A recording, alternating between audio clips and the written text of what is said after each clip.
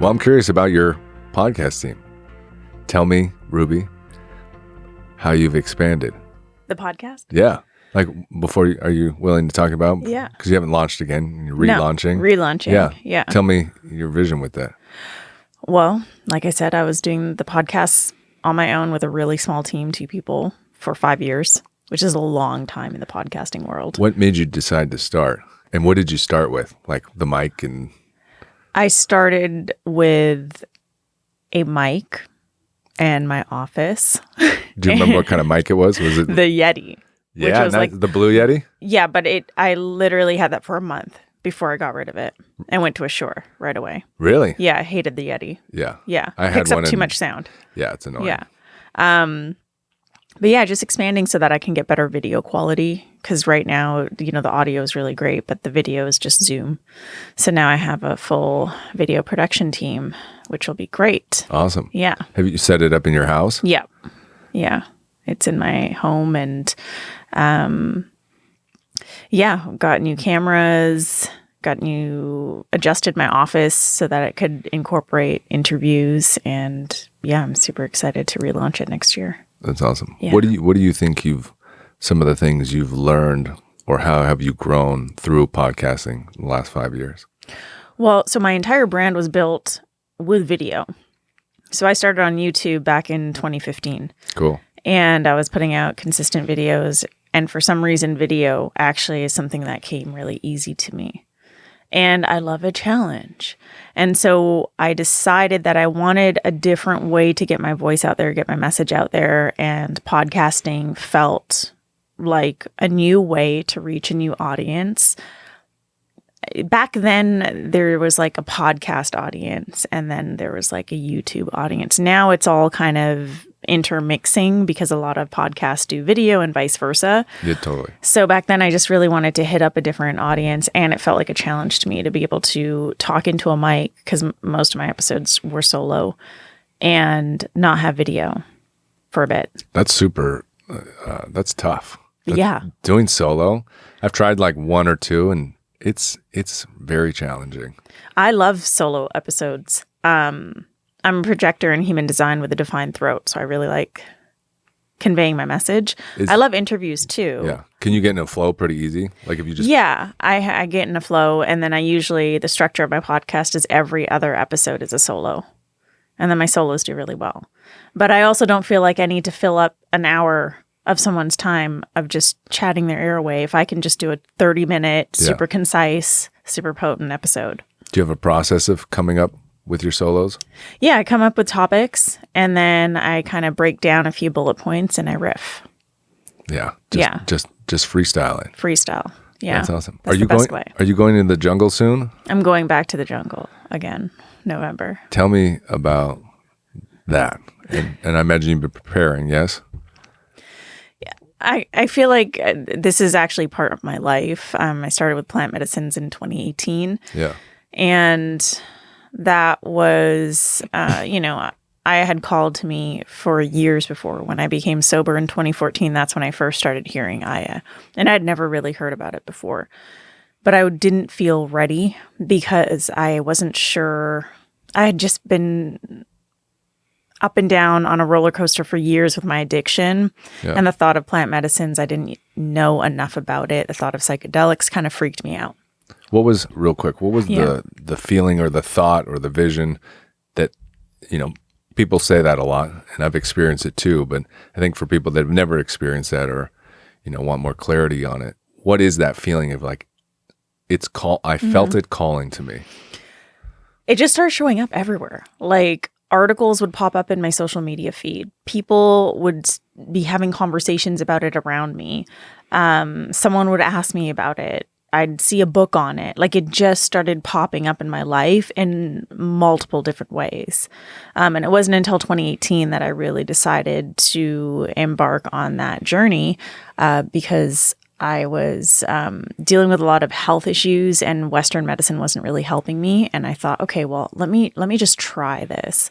And so since the end of 2018, I've led a very, very devoted path to plant medicines and sacred amphibian medicine. And I went and did my first dieta in Peru in 2019, followed by what's called like an urban dieta.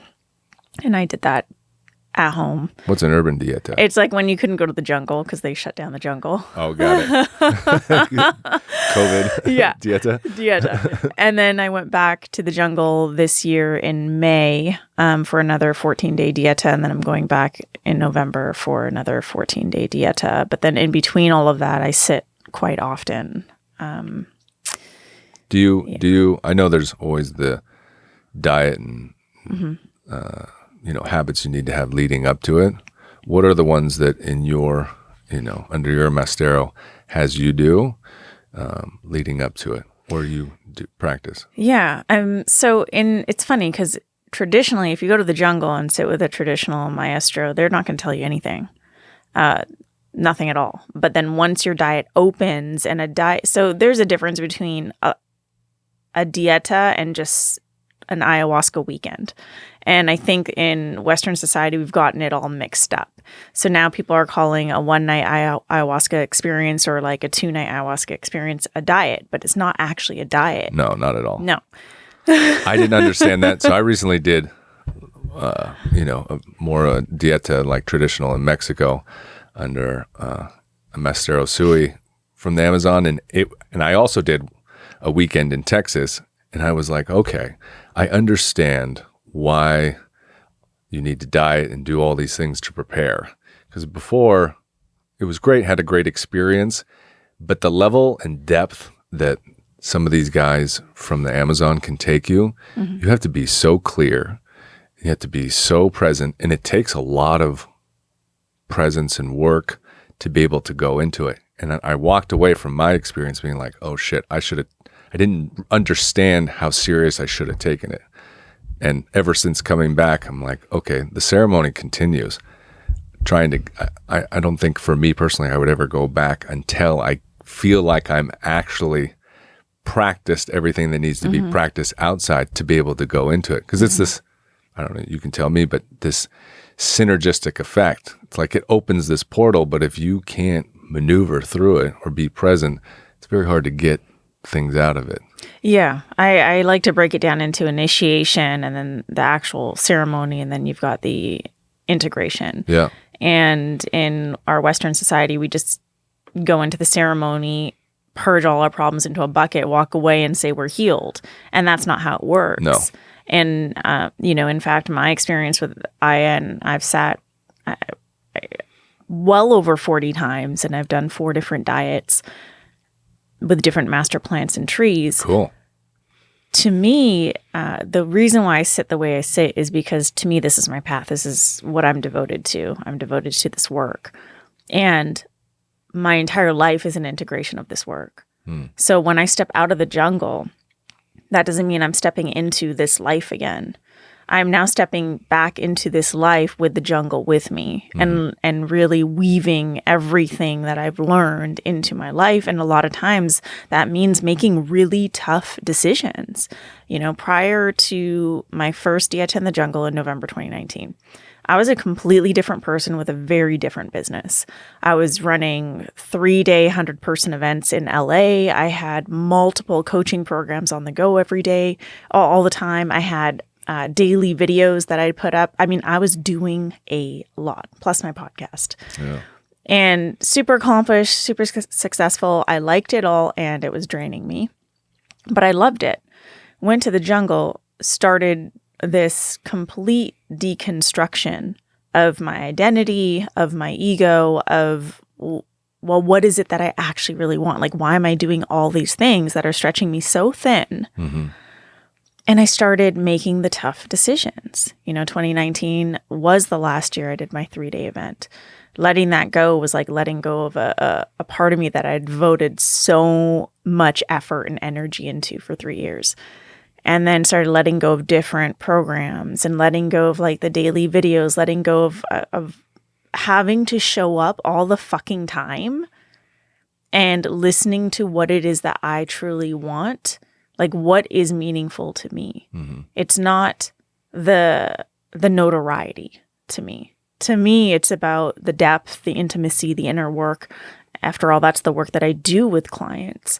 And there I was trying to operate like everyone else in my industry or many people in my industry, and it wasn't working. And so for me, a lot of the integration is making those really tough decisions of coming face to face with reality of what is it that I truly want? What does my spirit want? What is it that is genuinely aligned with my soul? And that has meant a lot of letting go, a lot of releasing, to the point where like this year, I just feel completely stripped down and completely raw and super vulnerable. Like I'm at this new beginning and also very uncertain of where that's going. And to be at a new beginning when you've started a really successful business in 2014 is fucking scary.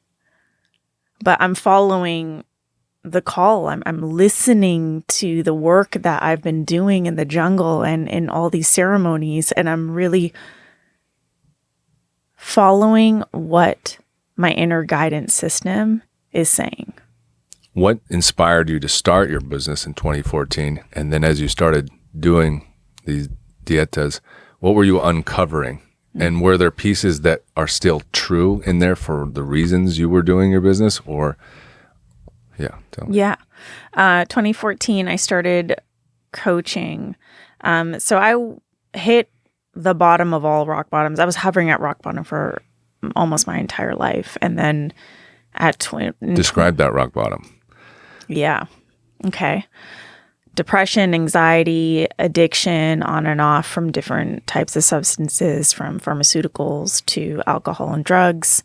And in 2012, it was like everything just hit the bottom of the bottom. I was full-on addict and completely unaware of it. Mm-hmm. I was in a very, very abusive relationship, and again, like completely denying it. And everything just came to the surface. Like there's no denying that this relationship is bad for me. I need to end it. And once I ended it, I remember, looking in the mirror and seeing someone that I didn't recognize at all and wondering how I got there. And that was something that I would hear myself say often, like, why me? How did I get here? And in 2012, it was different. I heard myself say that, and then I heard myself say, well, you put yourself in this situation. Yeah. And it was like a punch to the face where, like, holy shit, yeah, every decision, every choice that I've made in my life has led me to this rock bottom, has led me to feeling the way that I feel. And so it's up to me to start choosing differently.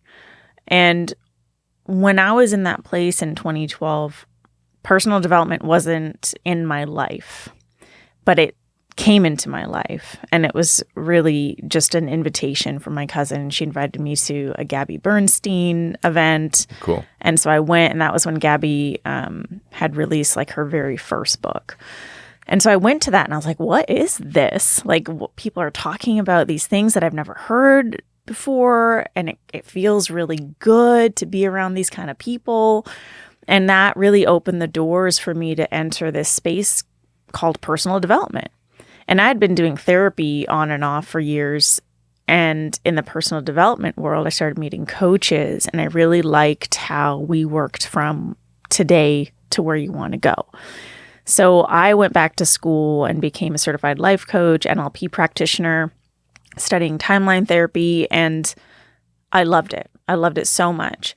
And at that time, I was running my own business, but in social media marketing. So I just started slowly transitioning into a coaching business at the end of 2014. And by the beginning of 2015, I was running my coaching business full time, and I let go of my other business. Wow. How has it developed over the years from first starting? It's gone through many evolutions. So at the beginning, I really made a name for myself as a self-love coach. Back then, I was #1 ranked on Google search. Like I had grown this Facebook group organically to 5,000 people. That was my thing, self-love. But there was something missing. That was also when I started to see the gaps in the coaching industry, as well as this like online weird, like entrepreneurial personal development, like this weird space. It is a weird space. It is a really weird space. And I felt like, is it just me? Am I super judgmental? Or are all these people... Yeah, like, am I just talking shit in my head? Or Right. Or are they all just like fucking pretending and performing? Like, what's going on here? Yeah. And so it made me want to both retract from that space, but also infuse that space with something else. Mm-hmm. So I started... rather than looking at what everyone else is doing, and back then you're supposed to do the Facebook group and do this kind of program, I started looking at, well, what do I want to do and how do I want to show up? So slowly the self-love transitioned or evolved into transformational coaching, where I worked with men and women, and that lit me up. I didn't like just working with women. I love working with men and women, and I also love working with men and women together, because I believe that in order for women to heal, in order for men to heal, like we actually need each other, because a lot of our wounds are from the other. Mm-hmm. And so I started working with both men and women, started hosting more retreats, started doing more of the intimate in person. And I loved that. And then I started noticing what I was noticing earlier again, like, oh, fuck, everyone's just like performing and pretending. What is up with this space? And with my background in social media, I mean, I know how to manipulate algorithms. I know how to do all these things to get the likes, the followers, the engagement. And a lot of that doesn't always feel really good. And so that's when I started transitioning into, or evolving into, working with people who see themselves as leaders and really showing them a different way to lead. Because I feel like the term leadership got super skewed and muddy with the influencer space. Like those two things became one, and to me, they're not one. They're different. And so I really love now working with people who see themselves as leaders, but really want to pave the way for the betterment of humanity, who aren't really focused so much on the numbers, but focused on creating the depth and the impact and the intimacy that they want with the people that they serve. You can see how easy it can be, or you could get lost in that. As you grow, you can all of a sudden lose sight. I guess it's like anybody who starts a business. You can get sucked into the money game. How do you help people stay focused on their vision and show up in a way? Because numbers do still matter. So, how do you help them become successful, still grow, but have them turn their focus to something more true to themselves? By putting on the blinders. So here's the thing. With the rise of digital media, with the rise of social media and online programs and all the things, now everyone has a 10K in 10 days or 30K in 30 days, whatever program. Like it just keeps, the numbers keep going up. Before it used to be 10K in 30 days, and now it's like 30K in 30 days. Like what? Yeah. How about massive fulfillment in 30 days? Like how about loving your business in 30 days? But that doesn't sell. Let's be honest, that doesn't sell. If it was between like loving your business in 30 days and making 30K in 30 days, most people are going to choose making 30K in 30 days. Yeah. And we live in a 3D world that requires money. Money is important. We need it to, to exchange for the things that we need to put a roof over our head, food in our bellies, everything else. So I'm not saying that the numbers aren't important. What I'm saying is that doesn't need to be the primary focus. And the only way to really start to get back in touch with the primary focus is to put the blinders on and stop looking at what everyone else is doing. So I don't have a cookie cutter strategy. I don't have a cookie cutter program. I don't have something that people follow to achieve X, Y, Z. My work is extremely organic, and it's all about the inner work. It's all about helping leaders really meet themselves and understand themselves at the deepest levels possible, and then building their business from there. Because most people will build a brand and build a business and build an image and then try and fit that brand, business, and image. Doesn't work. You have to understand who you be at the core of your being and then build a business around that. And that's how we create fulfillment. And, maybe I want to achieve 20K months and someone next to me wants to achieve 30K months and the other person wants to achieve 5K months. None of it is right or wrong. It's really about what are your true needs and what is it that you truly want. And I think all of that got messed up with the online space and the comparison, with people saying, well, you have to be able to scale. If you were doing this last year, then you should be doing this year. And it's like, who said? Like, are you happy? Is this working for you? Do you really need more? Yeah. Like, what I have a is perfect example where so I've been a trainer for 17 years or whatever. And so many buddies and friends would be like, you need to train people online. And I'm like, I don't really feel like I want to do that. And signed up for one course, online course. I failed an online astrology class. So like sitting behind a computer and taking a course doesn't work. And I knew that, and I know myself pretty well, but I'm like, oh, wait, whatever. I'm just going to listen to everybody. Take the course, don't like it, try to build it. And I'm just like, this is awful. I'm doing everything I don't want to be doing. I'm sitting behind my computer. I'm messaging people all day long, building programs and spreadsheets. And then I go, okay, maybe that program wasn't it. So I got away from that. And then I took another course to do the same thing. But I thought maybe this is a better way to do it because you just build one program and everyone does it.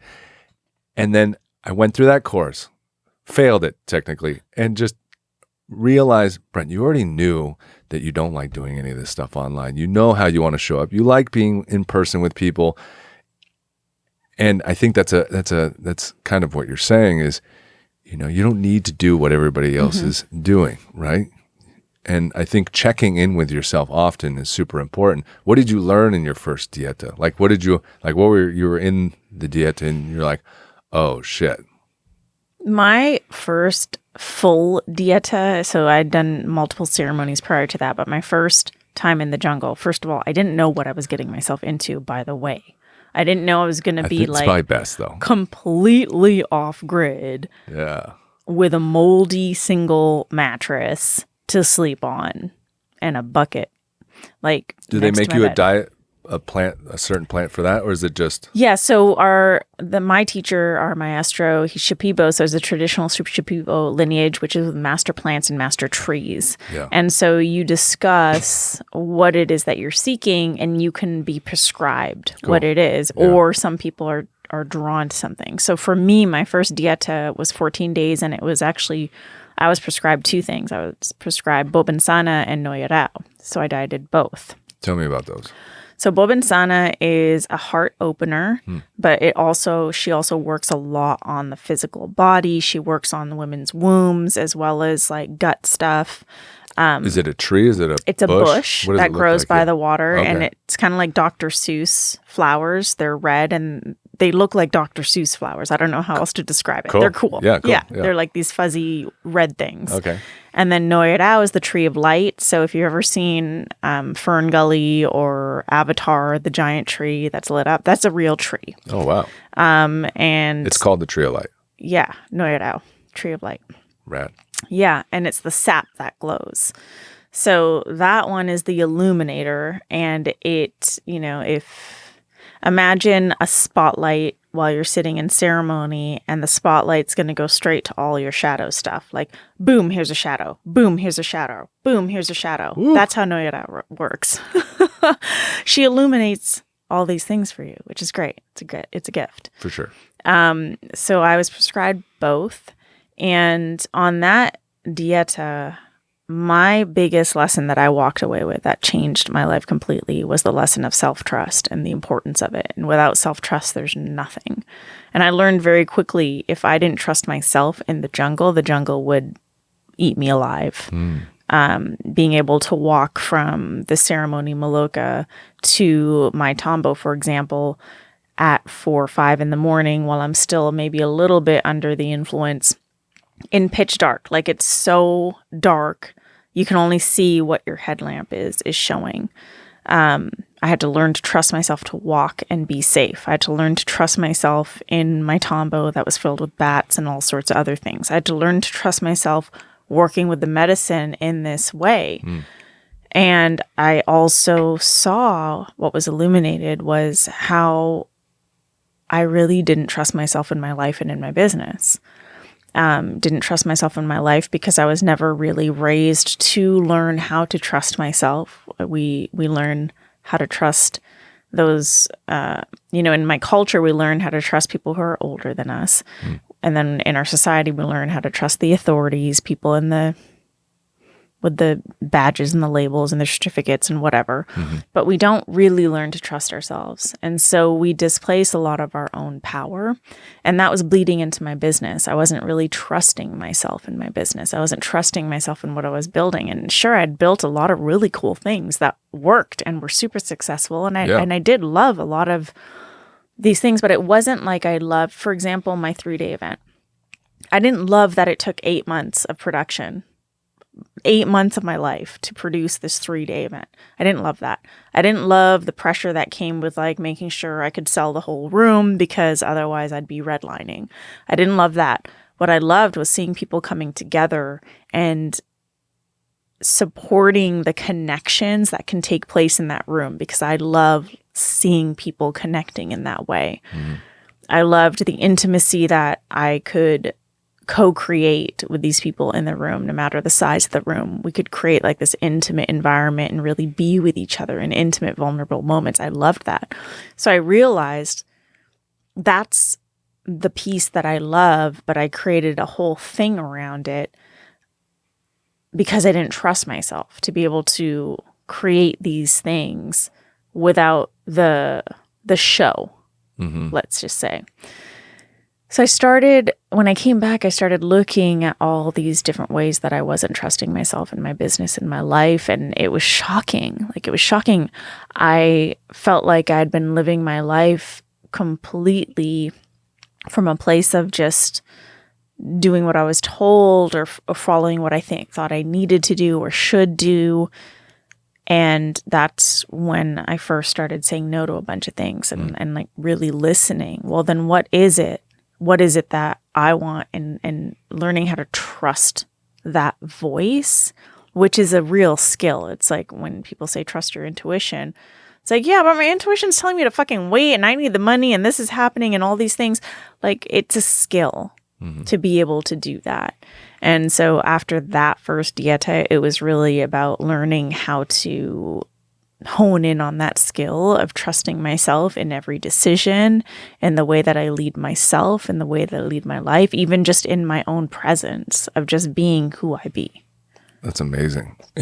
How is the dieta set up in the Shipibo tradition for 14 days? So a dieta, a diet, is you're dieting everything.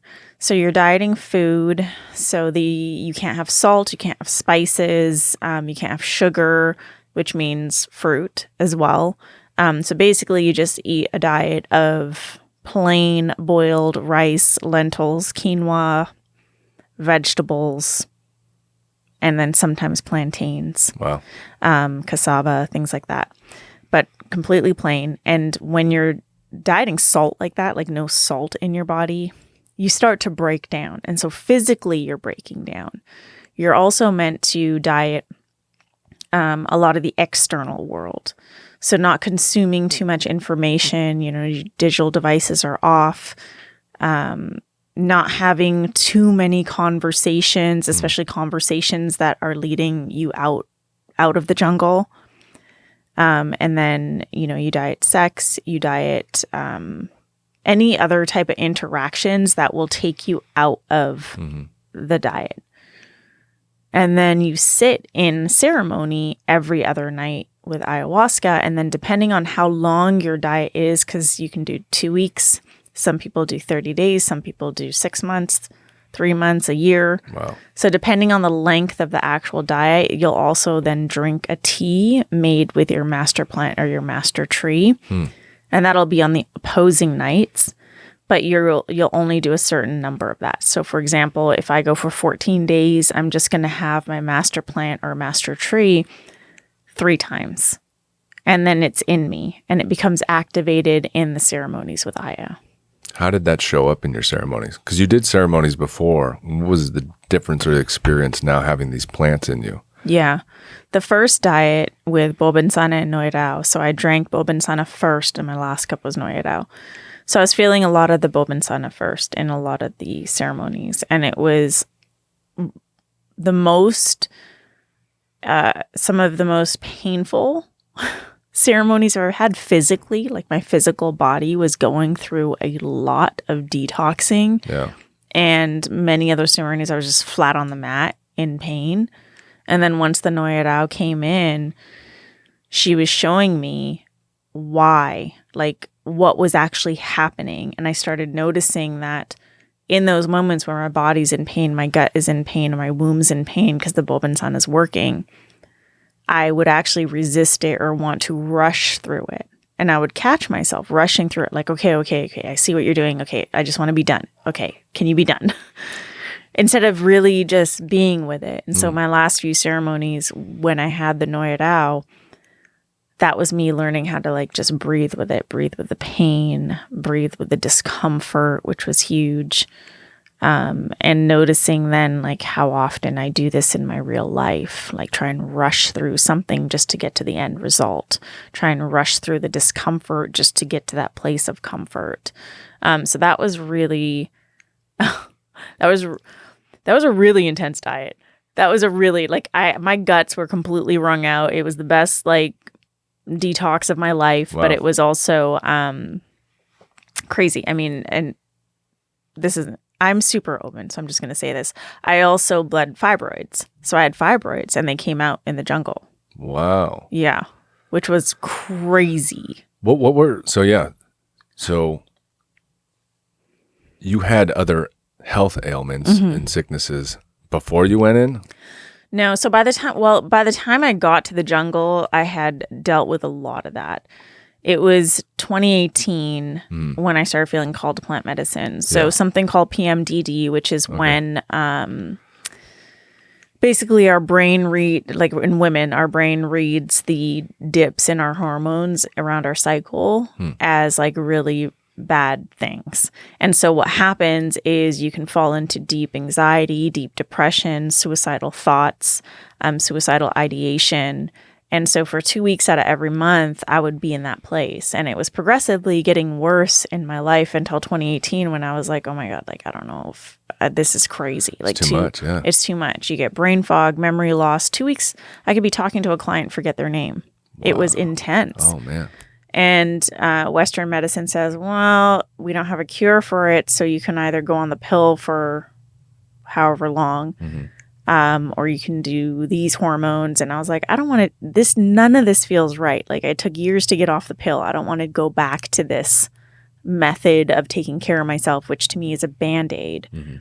So I sat with ayahuasca, and it was on my second weekend with ayahuasca that I was offered combo.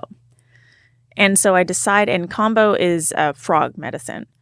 So I sat with combo, not knowing anything about it. I was just like, yes, I will try this. And I was like, whoa, this is fucking different. Wow. But I enjoyed it, the after effect. And then that night when we sat in ceremony, after I'd sat with combo, Aya told me combo reset, just those words, combo reset. So I asked my facilitator, I said, what is a combo reset? And he's like, oh, that's when you sit with combo 3 days in a row. I said, that's what I need to do. I think that's what is going to help me with the PMDD. So a few months later, I sat in a 3-day reset with combo. Holy fuck, so intense. Combo is a very, very intense medicine. And after those 3 days, my PMDD disappeared. Wow. Completely. Like I literally felt my entire nervous system restructuring in each of those sits with combo. And the anxiety, the suicidal ideation, all of it gone. And I felt amazing. And I remember at that time, this is 2019, thinking like, I need to facilitate combo. This really feels like the medicine I want to serve. But I still wanted to go through my own journey with a lot of the plant medicines before I started serving combo. So Aya led me to combo, and combo is what really helped my PMDD. For me, Aya has helped me with trauma, both in this lifetime and in previous lifetimes. Like it's helped me a lot with my ancestral work, as well as the traumas that we accumulate in our lives, sometimes it feels like you can have these walls that don't let you get to the trauma because you've put them there for a reason. They're protecting you. So they're there for a reason. But Aya has a way of lifting those walls up so you can really work with the traumas. So that's how I've worked with the different medicines and what they've really done for me. Aya has been a lot about the trauma, and Combo has been a lot about like the physical. So people that would be interested in Combo would be people with maybe more physical ailments? Physical or wanting optimization. So the other thing about Combo, which is great, is it gives you a sense of clarity like nothing else. Like you will leave a Combo ceremony or session, and within 24 hours, the decisions that you weren't clear on will be super clear. So in the Amazon, hunters would use Combo. They would use Combo before going out to hunt because Combo offers them the endurance as well as the clarity to hunt and find the animals that they want to hunt. Yeah. And so that's traditionally how it's been used. It can also decrease appetite and regulate your sugar. So hunters could go out for days on end. Yeah. So it does have that, which is really nice. But now that I have a deeper understanding of Combo, have you heard of peptide injections? That's like a new thing. Okay. Yeah. So Combo's the original peptide injection. Okay. So the Combo secretion from the frog, a lot of people call it frog poison. That's a myth, and there's a lot of myths online about Combo. Yes, it excretes it when it's scared, and it protects the frog because anything that tries to eat it, it'll shock their system. It's toxic. Okay. But it's not toxic. It's actually just a cocktail of bioactive peptides that work with the body. So they work to reactivate dormant cells. They work to reactivate all your cells so that your body returns to a state of homeostasis, which a lot of us, we're not operating in a state of homeostasis. Yeah. And a lot of us have a lot of dis-ease in our bodies due to just like the sluggishness in our bodies from either external, internal toxicity, emotional stuff, spiritual stuff, and all of that builds up and slows our bodies down. Combo works to like reset all those cells, which in turn resets the whole system. The other misconception with Combo is it's like a detox thing. And that's what I always hear, right? People are like, it feels like I have the flu and, I'm sweating and it's supposed to be a quote unquote detox. Right. So it's not. It's not. It's technically not. And here's why. So Combo just help our bodies detox all the time. They're always detoxing. But when our systems are running slower, they're sluggish, our liver is sluggish, whatever it is, then we're not going to be detoxing as quickly as we want to. Combo speeds up that process because, again, it's reactivating all these dormant cells. It's bringing your body back to a state of homeostasis. So all your systems are running as they're supposed to be running. The purge from Combo is actually a reaction to the Combo itself. So the chemoreceptor part of your brain is like, oh, hey, there's something funny being put into the body. Let's try and get it out. So it sends the signals to the stomach to create nausea, which people will then either purge north or south or not purge at all. I've sat with Combo a lot of times and not purged at all, north or south, but still had the incredible effects of Combo because once the Combo is on the skin, that's when you get the peptides. That's what the magic of Combo is. That's super interesting. Are there any contraindications or people that should be cautious that going into a ceremony, Combo ceremony? Yes. Who should not? So anyone with like epilepsy or any sort of seizures, there's heart issues. Like if you've had heart issues, you don't want to sit with Combo. There's a lot of different things that we would have to kind of nitpick one by one to really discover what is then at the root cause of, like, some people will say, well, I have high blood pressure. Okay, high blood pressure is okay. Combo can actually help regulate that. But if you have a heart problem with that, then that's not going to work. Yeah. So it's really important to sit with a practitioner that is trained. There's, it's an unregulated space, just like any plant medicines. So someone who is trained and has the proper intake forms. But I like to say the way that I work with combo is, yes, it's great for physical ailments, but I like to work with leaders who really want to optimize their mind, body, spirit, because that's what it really helps you do, is like optimize the body, optimize the mind, optimize the spirit. Things like ayahuasca or psilocybin being psychedelics, they work on the energetic spiritual self, and then that hits the emotional, and then that can hit the physical, right? But combo will hit the physical, which then releases some of the emotional, which then can get into the spiritual. You know that old saying, we have issues in our tissues. I don't know if you've heard that. Yeah. That's what I like to describe for combo, because combo can help move things that you've been holding in your body. It's so amazing how, the Shipibo people have this whole incredible toolbox of, medicine to heal people that seems almost incredibly advanced. It's like you could see just, I don't know, people in your own life or just around you, how if you applied some of these things to somebody, how much you could change their entire life, right? Being able to and how many people are in physical pain and go to the doctor and try to get things diagnosed, and they, you hear it all the time, they can't figure out what's wrong when it's probably so emotional or mental. But then you have a simple tool like Kambo where you can actually make a powerful change in that person's life, and then do trauma work. Imagine if everybody did all of that. We'd be in a very interesting world. Yeah, we would be. What was your business? How did it change when you got back from your ceremony, and how did your life shift? Well, after the first dieta, I trimmed it down completely. Like, got rid of everything except for one new group program and my one-on-one coaching. That was it. I didn't do anything else. There was nothing else. Cut the fat. Cut it all out. Yeah. And I did that to really to uncover what it was that I really wanted. And that's when I discovered it was the intimacy and the depth. That's all that matters to me. And then after my dieta this year, which was a completely different tree, the tree was called Ayuma, and it's a very psychic tree, helps with psychic protection, psychic gifts. That really helped me get back in touch with a lot of my gifts, but also utilizing the power of discernment more often, trusting that my judgments aren't judgments and they're just really what I see, and I should just listen. Maybe I'm not so judgmental. I don't know. Maybe I'm just psychic. That's pretty funny. But that was what this diet really showed me.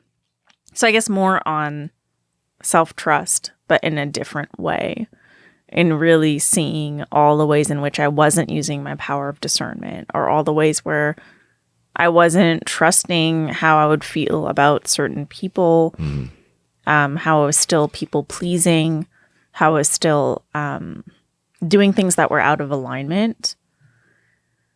And I strongly believe that every diet you do, it's never going to be a completely different experience, even if it's different trees or plants. I feel like it all works together. And it's just an unpacking, disentanglement process. Yeah, it's part of the whole. Yes. So people that don't do plant medicine, what are some tools or ways you work with people to help them start to uncover these things in their life? They're leaders, they're wanting to connect deeper to like, what is really alignment for me? How do you help? Through powerful coaching. So coaching has if we talk about coaching, I am a classically trained coach, meaning I'm a classically trained life coach, certified life coach, trained to coach, not to advise, not to tell people what to do. And somehow coaching became this thing of telling people what to do. Coaching also became this thing of telling people what to do based on your own personal life experiences, which is then you projecting your shit and your expectations onto your client. And they might be like super rah-rah about it because they look up to you and they put you on a pedestal and they've said somehow, he knows the way. Right. He knows the way. I want their life. Look at this. But that's not at all what they want. And so it's also kind of an easy way out. Yeah. But right? It's not out though. You'll get there and you'll be like, but now I've done something that somebody else wanted. Right. Yeah. So I coach. I just ask a lot of really powerful questions and I allow my clients to lead. But for me, I like to call it like a stripping down or an excavation process where I create spaces for leaders to really come undone, because I believe it's in that messy, undone space that we gain the power to see what we did not see prior to that moment, because we're so completely wound up and in control with our facades and our performances. We need to have safe spaces where we can just fall apart, come undone, and be like, okay, shit, who am I? And that's the work that I do. And often what comes with that is then going to be like, oh shit, now I have to redo my whole business. It's like, well, no, it's just an evolution. Let's just now start to take what works, what doesn't, leave what doesn't work, and build it from this solid foundation, which is you. I love that. Yeah. Do you have any of those just powerhouse questions you like to drop on people? You know, those excavating questions? Or do you have one or some type of question you like to kind of throw at people to get them to really dig within themselves? A lot of times it'll start with, and some people don't like why questions. I love why questions. You know, if someone says, well, Why do you think people don't why do you think they don't like? Because it can be super triggering, right? It's like, well, why do you think that? Like you're judging them almost. Right. Yeah. It feels, but I don't, people pay me to be just super direct. That's who I am. I can't be anything else. So I'm going to ask the why questions. Okay. So if someone says something, well, I'm doing it because this is how I've done it. Be like, well, why? Why have you always done it that way? Be like, this is how I was always. Like that's where people start to get a little triggered and defensive. Yeah. However, beyond that defensiveness lies some answers. And usually it's going to take like 10 whys. Well, then why this? And then why that? And then why this? To get to the underlying, well, shit. I'm doing all of this because of that trauma. Yeah. And so to me, that's one of my favorite questions. And I ask it in a lot of different ways, depending on the circumstance. And I don't care if it triggers you. It should. I love what you're doing, because I think in the entrepreneurial space and creating a business, I think it's essential to have a coach or somebody like you to be able to guide them. Mm-hmm. Right? Like I agree. You need, you're like, duh, bro. But I never really thought about it until I was listening to your book. I was like, oh wow, this is something I've never actually, I've seen and, felt, but I haven't, met a coach or someone actually working on those things, but also been focused on growing a business or entrepreneurial and helping you connect with that too. That's super awesome. So what brings you back to the jungle? Why are we going back? So this year so human beings, as long as we are living, we're always susceptible to new traumas. So this year I experienced the loss of, or having my dog, who was like my child, taken from us, and we're still in that battle. I'm sorry. And thank you. And it's been rough, and I really just need some space to be. So I took a step back from my business. I put one of my group programs on hold, which is a quarter of my income for the year. But I did so because I wanted to lead my spaces responsibly. So I'm going back to do some work for myself on myself, which will then support everything else I'm doing in my life. And that is how I choose to operate in life always. If I need the space to heal, I've been through enough to learn that this is the only way. We can't just keep operating from trauma. We have to focus on our trauma before we become like these leaders who are projecting their trauma into all their relationships, into their homes, into their clients, into their work. Yeah, you got to keep clearing yourself, or else you're going to build on top of a foundation that's eventually going to crumble. Yep. Tell me about all the different things you're offering. I should have booked us 2 hours. This went by super fast. But tell me about your coaching program, how people can connect with you and follow you. Yeah, so I have a coaching program called Potent Leaders, and it's intimate, only 12 leaders. The next intake will be starting in February, so there's a wait list for that on the website. And the book's hella good. It's really well written. Thank you. I love it. Thank you. I wrote it myself, not a ghostwriter. Just thought I'd mention it. It's awesome. that's a great starting point. And then I also have a 6-month program for one-on-one coaching and mentorship, and that's called Journey. The info for that is on the website rubyfremon.com. And then the podcast Potent Truth will be coming back early next year. Mid-January is when the podcast will be relaunched. But if you want to binge on some episodes, there's over 200 episodes for you to binge on right now. So you can go on Spotify, iTunes, wherever you want to go. And yeah, the book Potent Leadership. And follow me on social. I am Ruby. Sweet. Well, Ruby, thank you so much for being here. Yeah, thank you for having me. Yeah.